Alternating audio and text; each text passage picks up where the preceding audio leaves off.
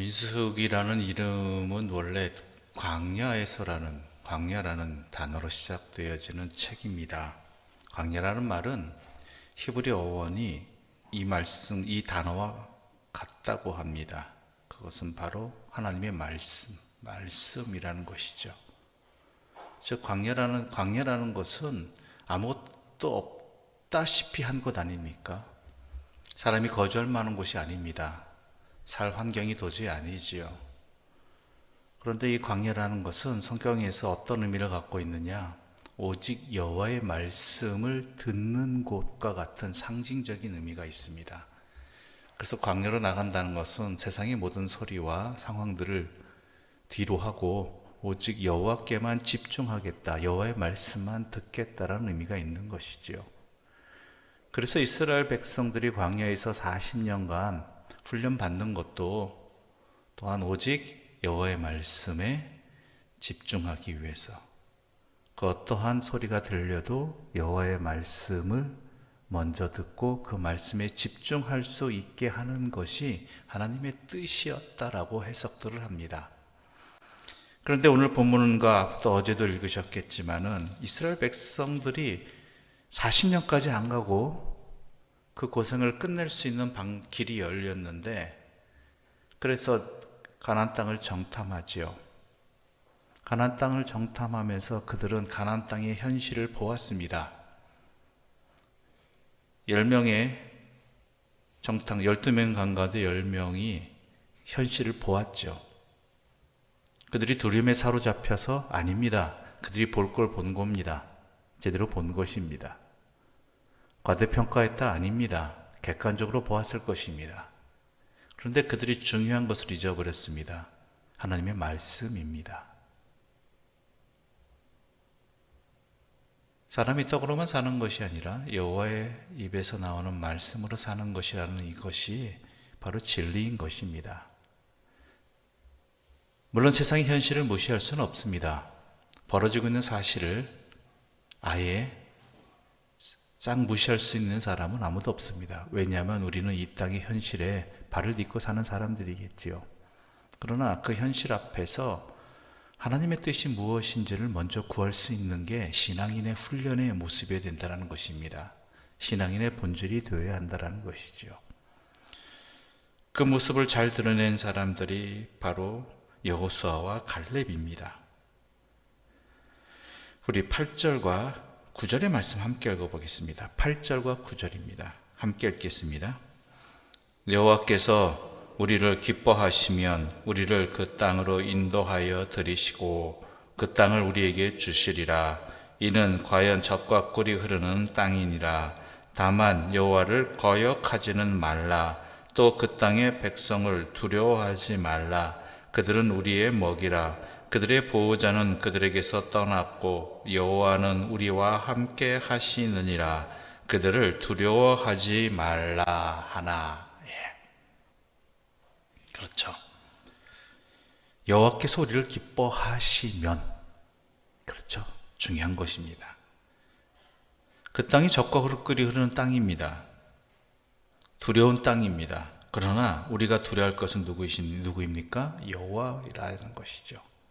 또한 우리가 힘을 얻을 것은 어디에 있습니까? 하나님의 말씀이라는 것이죠. 바로 이 부분입니다. 우리가 이 땅에서 우리가 살고 있는 이 현실 속에서 벌어지고 있는 많은 일들이 있습니다. 근심스럽고 걱정스러운 일들이고, 또한 때로는 이렇고 저렇고 판단할 수 있기도 하지만 때로는 판단하기도 힘든 일들이 벌어지고 있습니다. 그런데 우리는 이 인생을 광야와 같다고 이야기합니다. 그래서 우리의 인생이 고생스럽다라는 의미도 있겠지만 더 중요한 것은 하나님의 말씀에 집중해야 되고 하나님의 말씀에 따라야 된다라는 것이죠. 그러므로 우리가 해야 되는 것은 무엇입니까? 눈에 벌어지고 있는 이러저러한 사건들 가운데, 상황들 가운데 하나님의 뜻이 무엇인지를 먼저 구하는 것, 그것이 인생의 참된 지혜라는 것이지요. 하나님의 뜻을 구하는 것 중에 하나가 하나님의 말씀을 가까이 하는 것이고, 또한 그 말씀을 제대로 해석할 수 있도록, 제대로 깨달을 수 있도록. 안 그러면 사람은 말씀하고 삶하고 따로 떨어져 지내거든요. 마치 주일의 내 모습과 일상의 평일의 내 모습이 다른 것처럼 교회에서 내 모습과 또한 교회 밖에서의 내 모습이 다른 것처럼, 그럼 우리가 항상 말씀에 잇대어서 그 말씀을 제대로 깨닫고 살아갈 수 있는 힘을 달라고 하나님께 기도해야 되는 이유도 바로 여기에 있는 것입니다. 여호수아 갈렙은 그랬습니다. 중요한 것은 무엇이냐? 하나님이 함께 하시느냐? 하나님이 기뻐하시느냐? 바로 이 부분이라는 것입니다. 객관적 현실이 어떠하든 간에 그걸 무시하라는 것이 아니라 그 현실 가운데서 하나님을 볼 수 있어야 되고 하나님의 뜻을 구할 수 있어야 되는 것이고, 중요한 것은 하나님의 뜻이냐, 하나님이 함께 하시냐, 바로 여기에 달려있다는 것을 말하는 것이죠. 그런데 현실의 눈이 어두운 사람들은 그 말씀을 받아들이지 않습니다.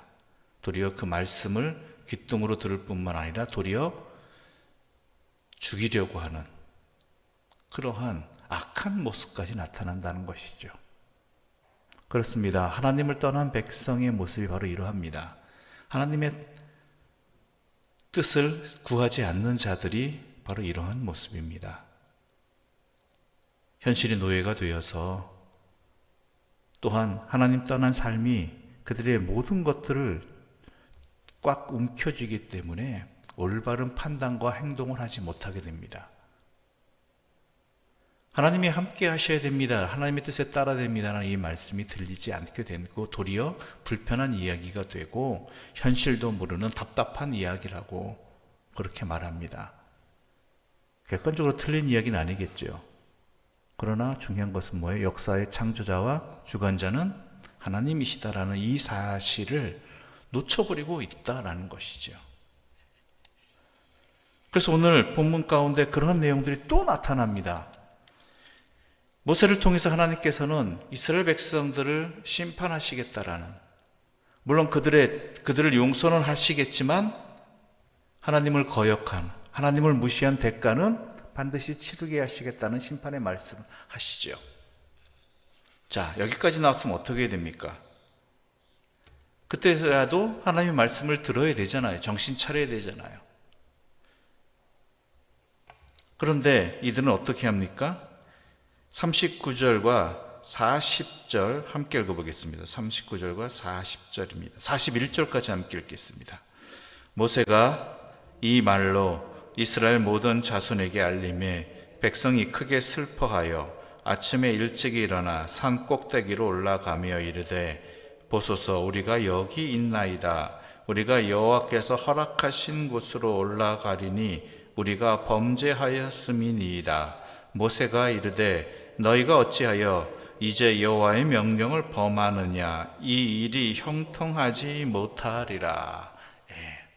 손해보기 싫다는 것입니다. 자기들은 못 들어가고 40년간 이제 광야를 또 헤매야 됩니다. 대가 치르기 싫다라는 것입니다. 우리가 여기 있나이다라는 것이 또한 우리 여호와께서 허락하신 곳이라는 것이 어떠한 조건 하에 있었느냐라는 것이죠. 하나님의 말씀을 따랐을 때 나타나는 일인데, 이루어지는 일들인데 거역해놓고 이제서야 우리가 여기 있나이다 하는데 하나님은 거기 안 계십니다. 하나님이 계신 것과 상관없습니다. 자기들은 돌아보지 못합니다. 자기들을 보지 않습니다.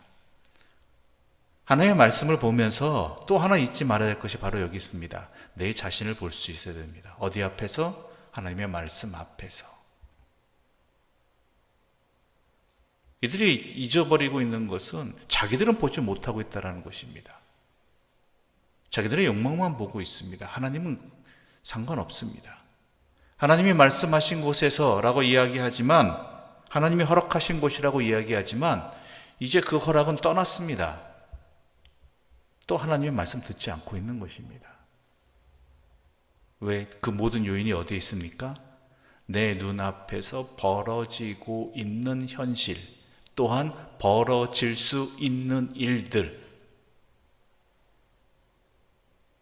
이들의 커다란 잘못은, 이 모든 어리석은 판단과 그 대가를 치르게 한 이유들은 바로 하나님보다 현실이 앞섰기 때문이고 하나님보다 자기들이 앞섰기 때문이라는 것입니다. 이들이 아쉽다라면 어떻게 되겠습니까? 하나님, 잘못했습니다. 우리가 죄를 졌습니다. 우리가 그런데 그런 그 대가를 치르기는 너무나 마음이 아프고 힘듭니다. 그래서 다시 한번 가나안 땅으로 들어가고자 하는데 하나님 어떻습니까? 라고 여쭤야 되는 것 맞는 것 아니겠습니까? 진짜 아쉽다면, 괴롭다면, 여기서 돌이킬 수 없다라면 하나님의 자비하심에 잇대어서 하나님의 심판 앞에, 심판의 말씀 앞에서 더욱 낮추고 아브라함처럼 소돔과 고모라를 향해 기도하였던 그런 아브라함처럼 우리가 이 대가를 치르기가 힘듭니다. 그러니 하나님 용서하여 주십시오. 조금이라도 더 줄일 수 있는 방법이 뭡니까? 라고 하나님께 먼저 여쭤야 되는 거 아닙니까?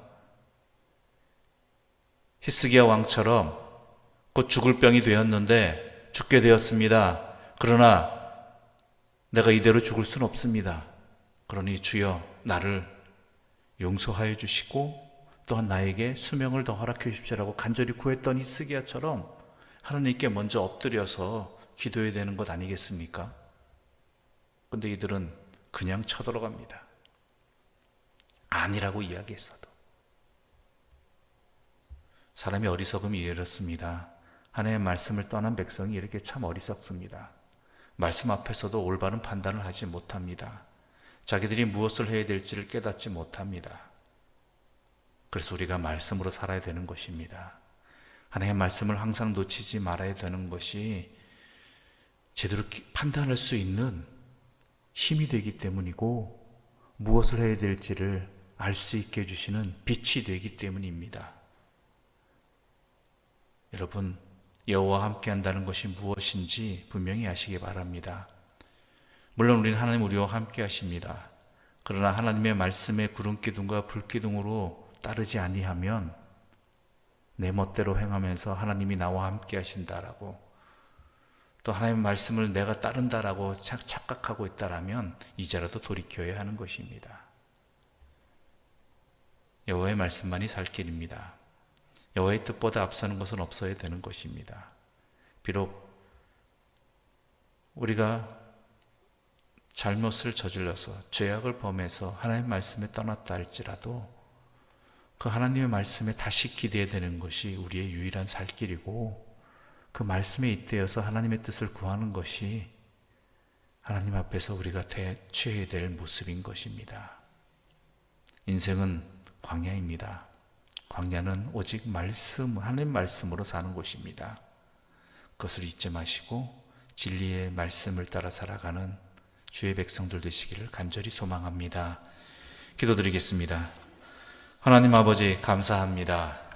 오늘 우리에게 이 말씀을 주셔서 우리가 인생에 살아가는 동안에 이 인생에서 무엇을 붙들어야 될지를, 무엇을 놓치지 말아야 될지를 분명하게 알려주시니 감사합니다.